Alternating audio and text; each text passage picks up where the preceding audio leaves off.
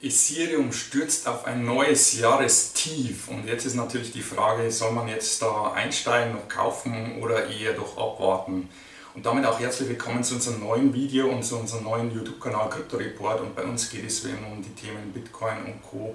einfach erklärt. Und ja, jeder, der die Szene ein bisschen näher verfolgt hat, wird mitbekommen haben, dass Ethereum zuletzt unter die Marke von 300 US-Dollar abgestürzt ist, also hat damit etwa mehr als 70% von seinem Jahreshoch verloren.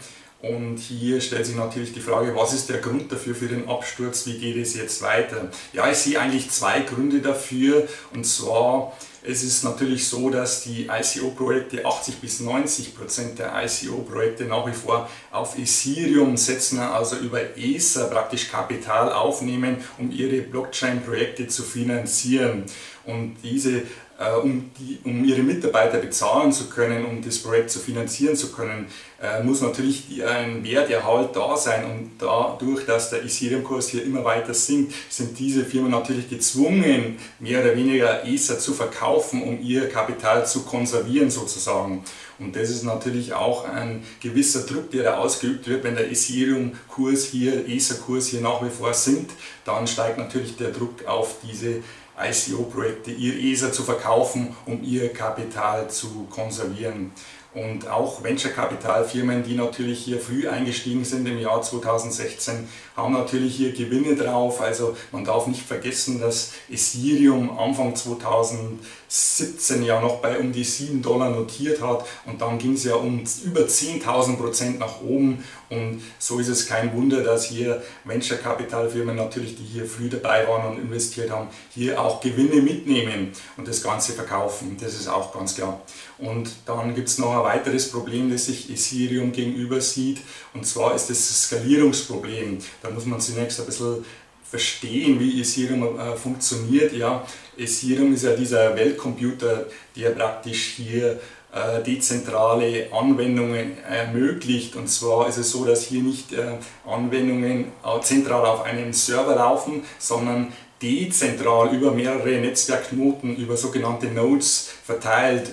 Und das hat den Vorteil der Ausfallsicherheit. Also wenn jetzt hier ein Node ausfällt oder so, dann ist es kein Problem, dann läuft die Anwendung trotzdem noch. Und ja, und das Problem hier ist einfach, dass hier praktisch jeder Node Bescheid wissen muss über den Zustand der Blockchain, welche Transaktionen hier gerade abgewickelt werden und welche Zustände die einzelnen Smart Contracts haben, also diese intelligenten Verträge, die auf Ethereum laufen. Und da habe ich schon einmal ein Video gelegt zu Smart Contracts, das verlinke ich euch unten rein, was die Vorteile sind. Und ja, es ist so, dass hier natürlich Ethereum noch relativ langsam ist, nur zwischen 15 und 20 Transaktionen pro Sekunde verarbeiten kann. Und das ist natürlich schon relativ langsam im Vergleich zu Visa, zum Beispiel zu dem Kreditkartennetzwerk, das hier auf 40 bis 50.000 Transaktionen pro Sekunde kommt. Ja, und wenn man Vitalik Buterin, also den Mitgründer von Ethereum, glaubt, dann wird es noch mindestens 2-3 Jahre dauern, bis Ethereum diese Skalierung, also diese Kapazität erreicht und ähnlich schnell ist wie das Visa-Netzwerk. Und das ist natürlich schon eine lange Zeit, und das ist ja nicht sehr ermutigend für Investoren, hier früh drauf zu springen. Und wie gesagt, das ist eigentlich nicht mehr eine Anlageberatung, sondern nur meine persönliche Meinung, wird es noch relativ ja, lange dauern, bis hier wirklich Effekte sichtbar sind, bis Ethereum richtig skalieren kann. Und daher ja, ist es eigentlich nicht zwingend notwendig, hier meiner Meinung nach hier schon jetzt drauf zu springen, weil es wie gesagt noch länger dauern wird, bis Ethereum hier wirklich entscheidend skalieren kann und hier wirklich eine Infrastruktur bieten kann für größere Anwendungen.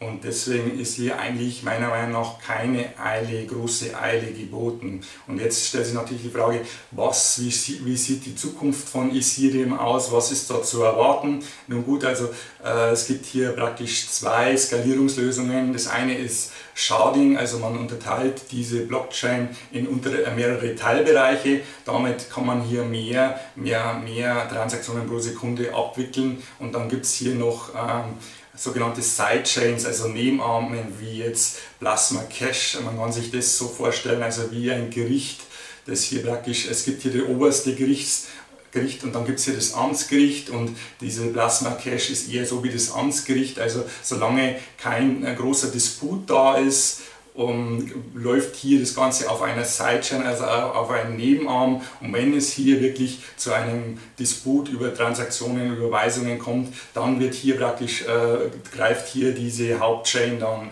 ein und klärt das Ganze dann, was hier wirklich stattgefunden hat, mehr oder weniger.